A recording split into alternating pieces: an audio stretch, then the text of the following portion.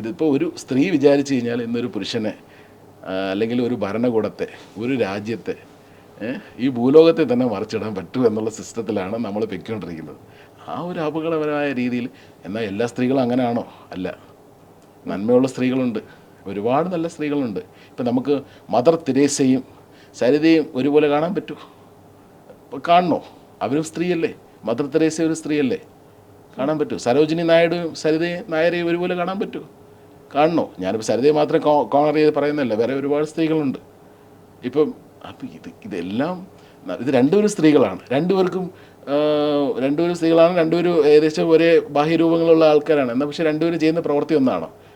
നമുക്ക് ഒരു കാരണവശാലും മദർ തെരേസയെ റെസ്പെക്റ്റ് ചെയ്യുന്ന പോലെ, ഇഷ്ടപ്പെടുന്ന പോലെ സരിത നായരെ ഇഷ്ടപ്പെടാൻ പറ്റില്ല. സരിത നായർ എന്ന് പറഞ്ഞു കഴിഞ്ഞാൽ നമുക്കങ്ങനെ തന്നെ പറയാൻ പറ്റുള്ളൂ. നമ്മൾ അവരിനിപ്പോൾ നാളെ നമുക്കെതിരെ കേസ് കൊടുത്താലൊന്നുമില്ല, പറയാനൊന്നുമില്ല. നമ്മൾക്ക് വെറുപ്പാണ്. അത്തരം സ്ത്രീകളോട് പുച്ഛമാണ്, അവജ്ഞയാണ്. കാരണം പുരുഷന്മാരെ വ്യാജമായിട്ടുള്ള കേസിൽ കൊടുക്കുക, അല്ലെങ്കിൽ അതിലൂടെ സാമ്പത്തിക നേട്ടം ഉണ്ടാക്കുക. പല ഓഡിയോകളും പുറത്തു വന്നതല്ലേ, അവരുടെ പല ഓഡിയോകളും പുറത്തു വന്നതല്ലേ. പൈസ ചോദിക്കുന്നതും PC ജോർജ് അദ്ദേഹമായിട്ടുള്ള ഓഡിയോ സംഭാഷണങ്ങൾ പുറത്തു വന്നതല്ലേ. അപ്പോൾ അതിലൊക്കെ മണി മോട്ടീവ് എല്ലാം ഉണ്ടായി. ഇവിടെ എന്താ, ഭരണം പോയി, തൽക്കാലം അടുത്ത ഭരണം പിടിക്കുക, അത് കഴിഞ്ഞിട്ട് എന്ത് സംഭവിക്കുന്നുള്ള പിന്നെ. അപ്പോൾ ഇനി വരാൻ പോകുന്ന ഈ ഒരു മാർച്ച് മുതൽ മെയ് മാസത്തിനിടയ്ക്കായിരിക്കും തിരഞ്ഞെടുപ്പ്.